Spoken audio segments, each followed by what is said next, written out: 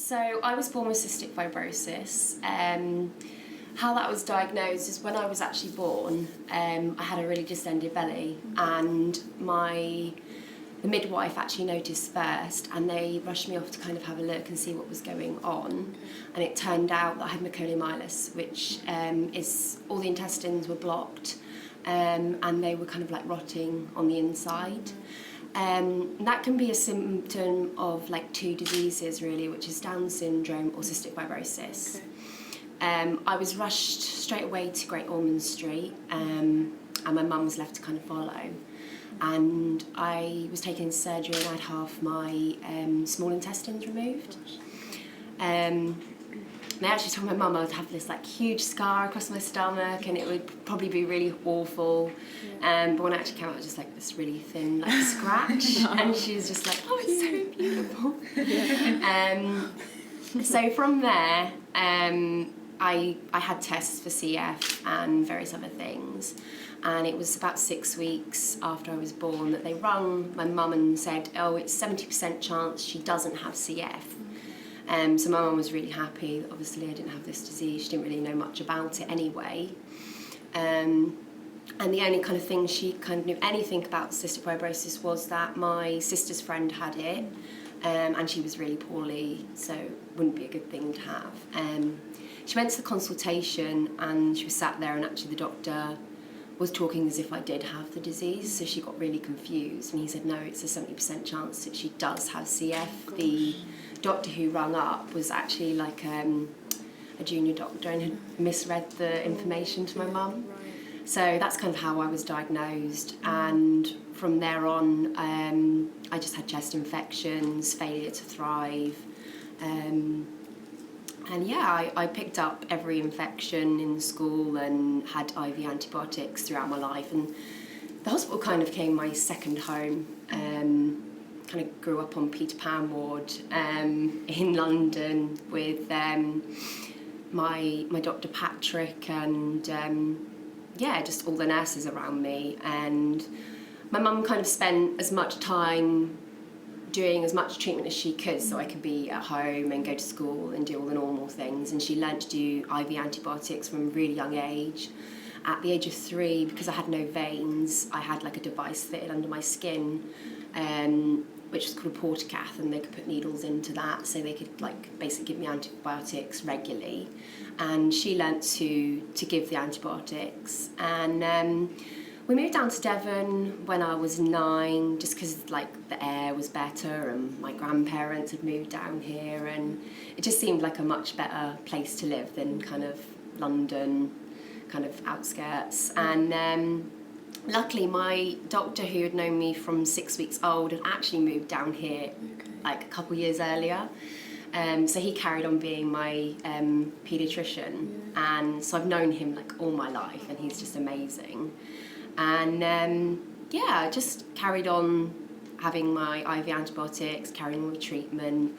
At the age of 9, things kind of got segregated in the cystic fibrosis community. We'd kind of all mixed before. When I was 7, I went on a holiday to Florida with lots of CF patients, and that was something like really special. But at the age of 9, they decided that mixing was really bad for our health because of the infections we all picked up. We were kind of just giving them to each other. And it wasn't just like your odd cold, it was bugs like Pseudomonas aeruginosa, and that would kind of colonise the lungs. I kind of got diagnosed with that at 6 months old, and it was told to my mum like it was kind of a death sentence. She's got this infection, and that's, you know, that's going to be really bad for her health now. But I carried on doing really well. When I was a teenager, I kind of stopped doing sport. At the age of 7, I got diagnosed with juvenile chronic arthritis, and they interlinked that with my CF, but to be honest, I've never thought it was linked. It just didn't seem to like go together. So I kind of stopped doing any sport. I couldn't do PE. I couldn't run around. As soon as I did anything, my knees would swell up, my hands would swell up. Like they gave me crutches because my knees swelled up, so my wrists swelled up. Oh, no. So it was like this catch-22, and that was when I first got like my wheelchair. was kind of like my teenage years, and I'd only ever use it if I really needed it, and I later named her Maud. I still have Maud, but she's in the shed. She's a bit rusty now. So yeah, and then when I was 14, I kind of had a lot of stomach issues with my CF. It's a multi-organ disease, so it doesn't just affect my lungs. It affects my digestive system, it affects the pancreas, so I don't absorb fat. And I had lots of stomach problems at that point, and it turned out later on, after 8 months of being undiagnosed, I actually had like a rumbling appendicitis for that time. When they finally came to do exploratory surgery to find out what was wrong, because they didn't know, they thought I had bowel cancer at that point because I had this mass down in my stomach. I was only 14, so like there's me sitting thinking, oh, it's my ovaries or something, but I can't say that to the doctor. It's like right down there. And eventually my mum was like, no, the pain's really low, and he felt this mass, and he was like, oh my God, we need to go down to surgery and see what's going on. Luckily, it was appendicitis, and they whipped that right out.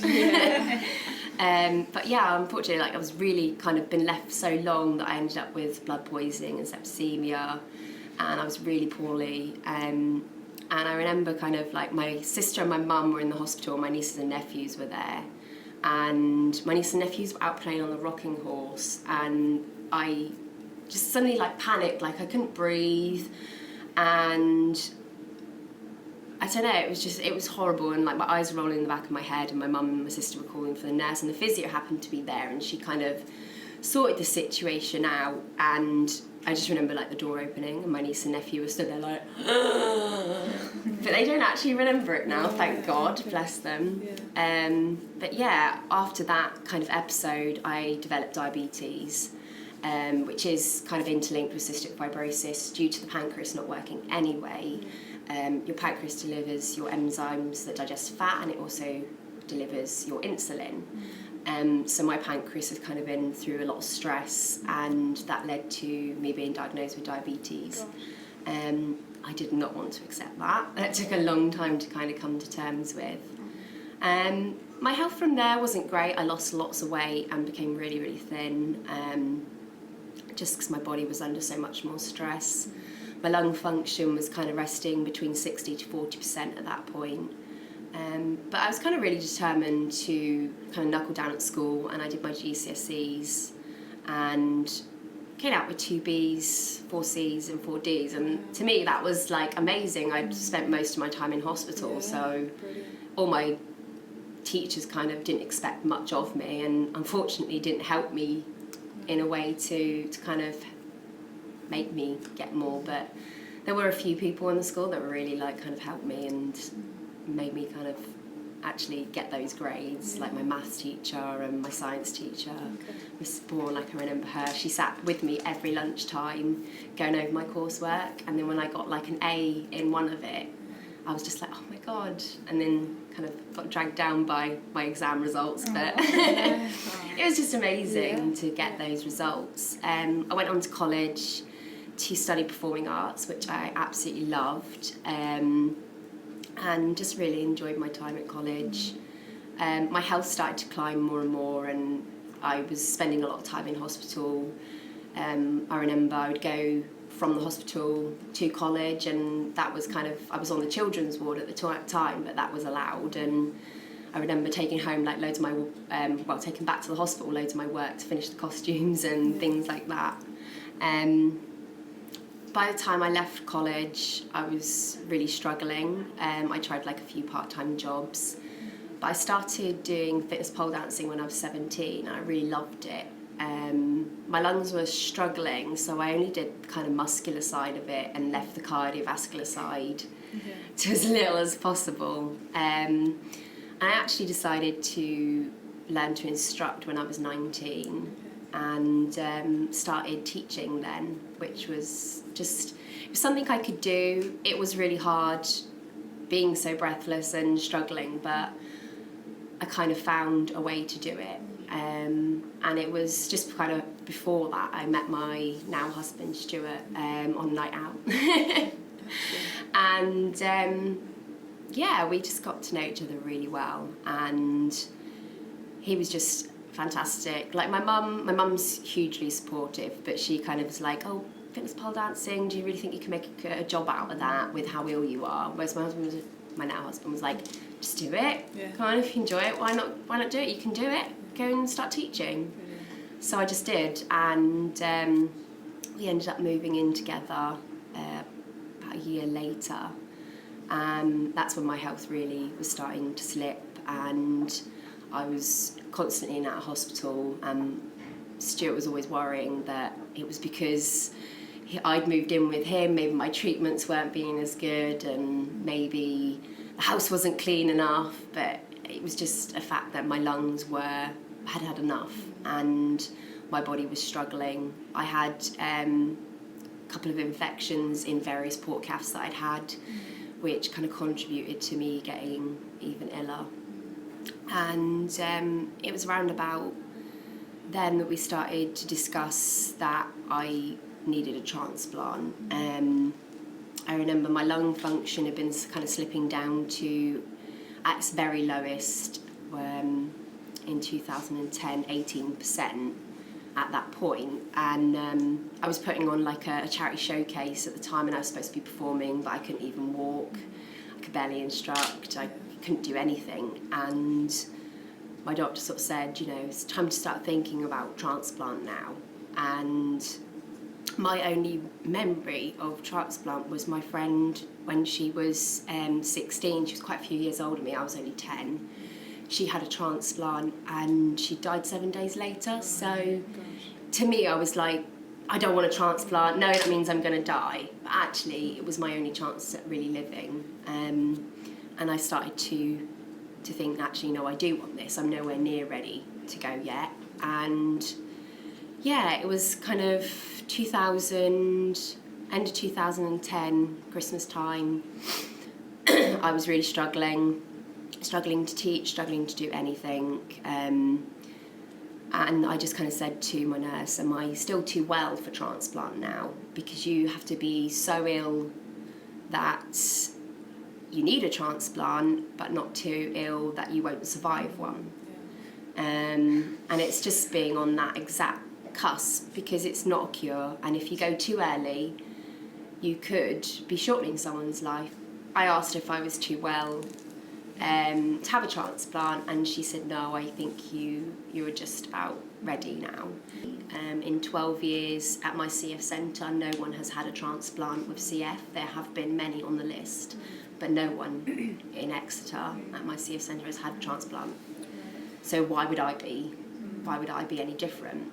Me and my husband, he had proposed to me in June 2010, and we were getting ready to get married. At first, we'd like kind of booked our wedding abroad, and that kind of had to get cancelled.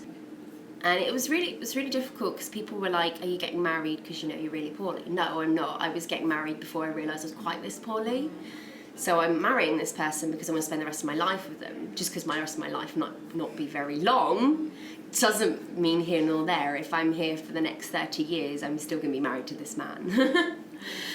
So we kind of pressed ahead with our wedding, and my husband, Stuart, had to sign a do not resuscitate, because if I'd collapsed on the wedding day, they didn't want to ventilate me and keep me alive to prolong situation. So he had a do not resuscitate in his back pocket the whole day.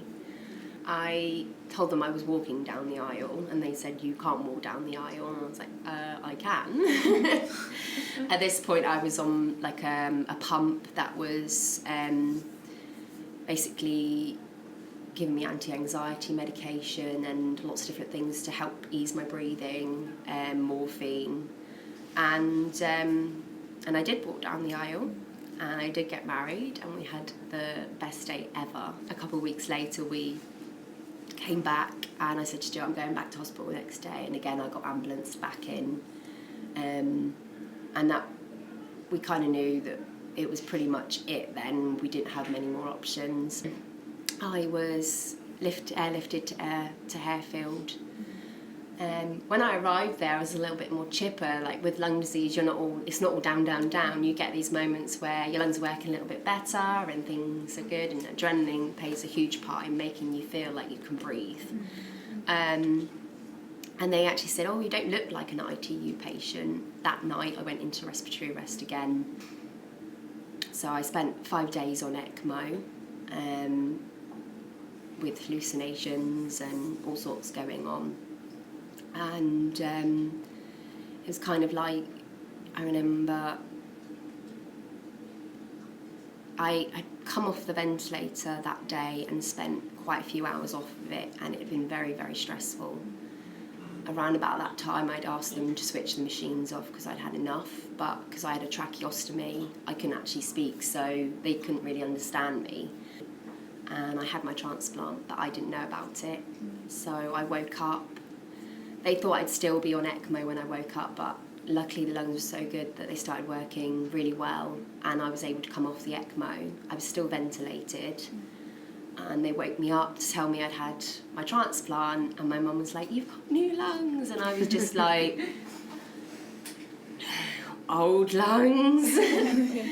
And then to realise that actually I had to relearn everything, relearn to breathe, relearn to walk, relearn to talk, because I couldn't even lift my hand off the pillow. I had all this muscle wastage from being on life support. Was just an extremely daunting thing, realising that you have to learn to live again when all you've done is learn to die. And that was really hard. I was severely depressed. I spent about another 2 weeks in ITU, and I came out of ITU onto the ward, and I got my Zimmer frame to start to learn to rehabilitate and walk. Suddenly a huge cloud had been lifted, and I started to feel like everything was going to be okay. We eventually went back home and started to plan, and like all the time I'd been in ITU, Stuart had been saying, 2 years time we're going to buy a house, Kirstie, so remember, 2 years time, keep your mind on that. And so we started to plan for that kind of goal, and I started teaching again. I started to go to the gym like a couple of times a week. We planned for a year after my transplant I was going to cycle from Exeter Hospital to Harefield Hospital in London, which we did do, and that was amazing. We did that for 4 different charities, and my medical team from Exeter all cycled with me. So my doctor, one of my nurses, the other nurse was the convoy doing the food along the way. And yeah, we cycled what was probably over 200 miles because we were going down all the back routes, avoiding any A roads. And it was just amazing, completely exhilarating, and just cycling along thinking that I never thought I was going to walk again, and here I am cycling over 180 miles with my friends, and it was absolutely amazing. I rode through the gates first. They allowed me that. But I wasn't the slowest on the cycle, so I was quite happy with that. And just like a huge crowd cheering us through, and we raised, I think, £8,000 for that cycle, which is amazing. And I was just doing lots of charity work and getting back into pole. And me and Stuart decided to go on a proper honeymoon, and we booked to go to Gran Canaria for a week.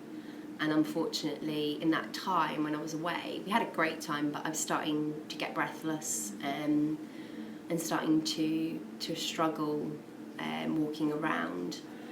And when we got back, I booked into the hospital to go and get a checkup, and my lung function had literally halved. So it was up to 100% at that point. I'd built it up from scratch. And it's really rare to get back up to 100% post-transplant, and it was down to 50. Did you have to have a second transplant? Did you end up having that? I started radiation therapy a few weeks later to kind of try and slow the chronic reduction down. At this point, everyone had told me that you only get one transplant, there's no second transplant, because they're so risky, we don't do them.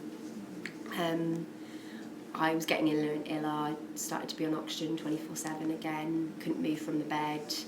and my doctor hadn't seen me in a couple of weeks, and she came round onto the ward and she realised I was obviously really, really poorly at this point, and she said that they would reassess me for another transplant, because I had been so fit before and in between.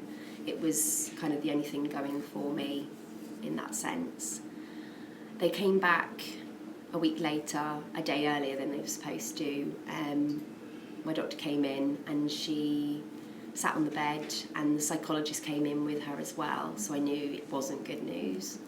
My husband and my mum were there, and she started to cry. People like to cry. And I put my hand on her lap and I said, "It's okay, you can tell me." And she said, "You can't have another transplant. There's nothing more we can do for you. We're going to start to put our plan of action for palliative care in, so you'll be transferred back to Exeter Hospice, and we think you probably have a week, maybe 2 weeks left." I said, "Okay." And I said, "And you can't do anything, you can't put me on life support again?" They said, "No, nothing." I said, "Okay." They'd had a MDT meeting and discussed my case, and the main surgeon at Harefield, Andre Simons, had said that he thought we could do a second transplant. He was the only doctor in the hospital who would do a second transplant. And they came to tell me they were going to put me back on the list. Did you have to go through all of that procedure again then, that you went through the first time for the second No, transplant? because I'd been in the hospital the whole time. They kind of already knew all these results. I'd been having lots of tests already. Yeah. And to be honest, they didn't have time to do any tests. I literally had a week to 2 weeks. They said that... And what year was that then? That was 2013, Okay. so I was 23. Right, wow. Basically, when I got put on life support before, unfortunately, I'd had to have lots of blood transfusions, and this led to lots of antibodies, and that means that for a percentage of the population, that would be a match. That would be a skin match, a tissue match, a size match, and all those things.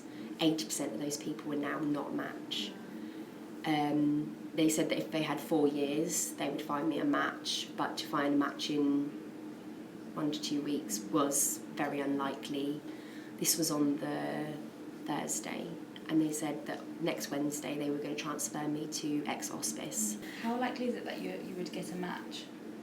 I mean, what... 50% of people die waiting for lungs. Right, okay. So half the people in my circle of friends, all the people I talked to, Yeah. there was 4 of us waiting when I first had my first transplant. 3 of them died. I was the only one who got my transplant. Okay, so you're quite keen to raise awareness of organ donation. Yeah, definitely. Okay.